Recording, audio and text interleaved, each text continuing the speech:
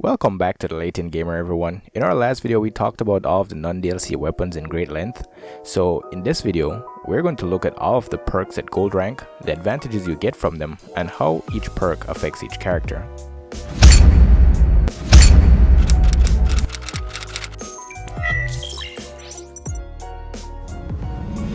For those of you who don't already know, each character have passive abilities which work well with some perks. They also have weaknesses which affect your gameplay significantly and require a particular perk to balance out your character. But I will make a separate video to go more in depth on each character, so don't forget to subscribe and ring that bell to see that video as soon as it goes live. The perk system is the most versatile tool you have, along with other passive abilities and mods to help you formulate a build that suits your playstyle and tackle any zombie slaying mission you want. There are 36 perks in total, divided into 3 categories as follows: offensive, defensive, and other. They are upgraded by completing specific challenges given to you on that perk, and they start from level 1 bronze and go all the way to level 3 gold. You are allowed to select 5 at a time, and you can change these each time you reach a safe room. So based on your knowledge of a chapter, you can change your build and approach that chapter accordingly. Due to the vast amount of information I have on each perk, it would make this video rather long and tedious to watch. So I will make this topic a 3-part series, with this video covering only the offensive perks, then make the other videos and release them accordingly.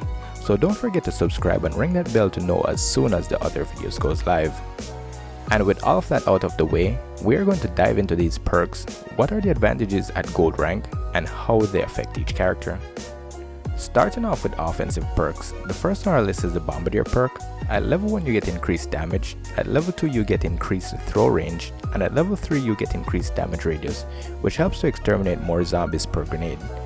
Every character benefits significantly from this perk, but what sets them apart is Josiah's passive ability, which is increased grenade damage radius. He is not only able to do the same damage as any other character without this perk equipped, but it stacks when you do equip it, and he can wipe out swarms with just 1 grenade. A bit of extra information on this perk for those of you who don't already know: you have 5 grenades in this game, and they are separated into 2 classes. You have offensive grenades and support grenades. This perk only works for offensive grenades, which are electric, frag, and incendiary. The second perk is Trapper, and it works just the same as the Bombardier perk and upgrade. At level 1 you get increased damage. At level 2, seeing that this is a perk for traps, usually you would hold the trap button to set them, but at level 2 you can bypass that by just tapping the trap button. And at level 3 you get increased damage radius. Just like the Bombardier perk, everyone benefits from this, but the character that benefits the most is Shola, because her passive ability allows her to do the same damage as any other character with this perk equipped. And when you do equip it, it stacks, which would cause her to do devastating damage to Hitler's undead forces. The third perk is Support Belt, and this perk is for support grenades such as bait and divine grenades. At level 1 you get increased duration on your grenades, and from what I've researched, I found that divine grenades base duration was 21 seconds and bait grenades were 23 seconds. However, having this perk equipped would raise divine grenades to 30 seconds and bait grenades to 34 seconds respectively. At level 2 you can throw these grenades further than before, and at level 3 you get an increased effect range, which would cover a wider area. In 4th place we have Weapon Focus Frequency, which works for all secondary weapons. Weapon Focus is a game mechanic which allows you to slow time at the cost of your stamina bar. To activate this mechanic you are required to kill a set amount of zombies, which for most characters the amount is 10, but with this perk equipped at gold rank, it reduces the amount by 3, which would make it 7. Shola, however, is required to kill less zombies by 1 due to her passive ability, so without the perk the number is 9, and with the perk equipped it's 6. The 5th perk we're going to look at is Takedown Frequency, which is another game mechanic that allows you to enter a short uninterrupted melee animation.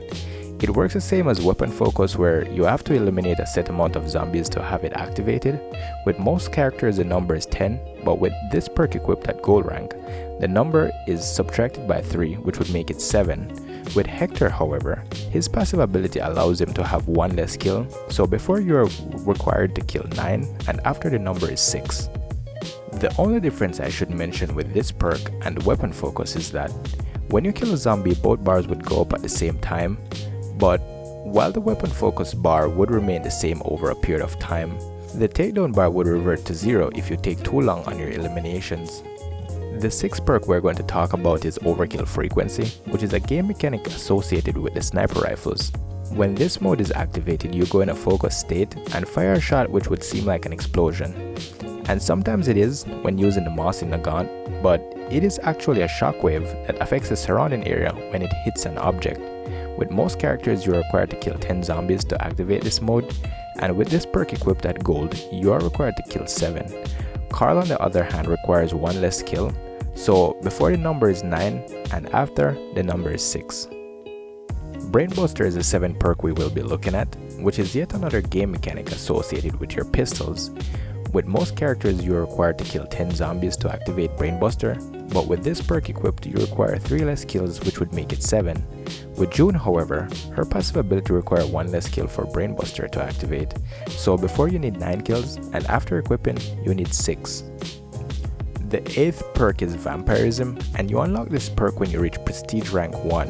At level 1 you get some health on headshots, at level 2 you get some health and stamina on headshots, and at level 3 you get even more health on headshots. Very straightforward and very rewarding when you use it. Brainbuster Expert will be the next perk we talk about, and this is a support perk to the original Brainbuster.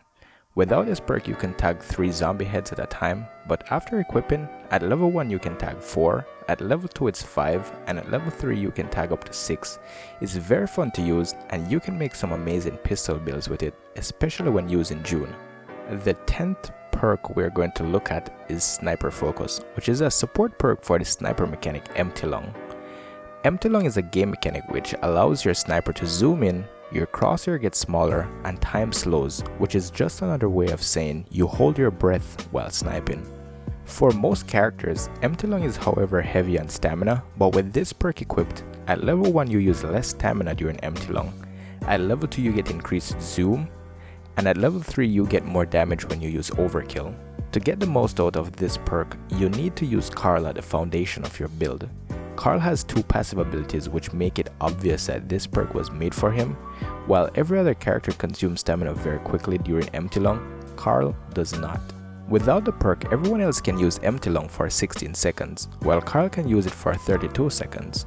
And after you equip this perk, Karl can use Empty Lung for 40 seconds, while everyone else can only last 20 seconds. So in other words, for all of you Sniper Elite lovers, creating a build with this perk and Karl at the center should make you reminisce of the good old days. The 11th perk is Weapon Focus Expert. This is another support perk which pairs well with Weapon Focus Frequency. At level 1 you use less stamina while Weapon Focus is activated. At level 2 you get a decrease in weapon recoil and bullet or pellet spread, and at level 3 you get increased damage when using Weapon Focus.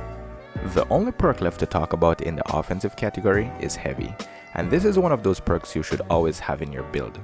At level 1 you are given the option to dismount heavy weapons, at level 2 you are given an increase in heavy ammo, and at level 3 you get even more ammo. And this is not just for the minigun, but for all heavy weapon pickups in game.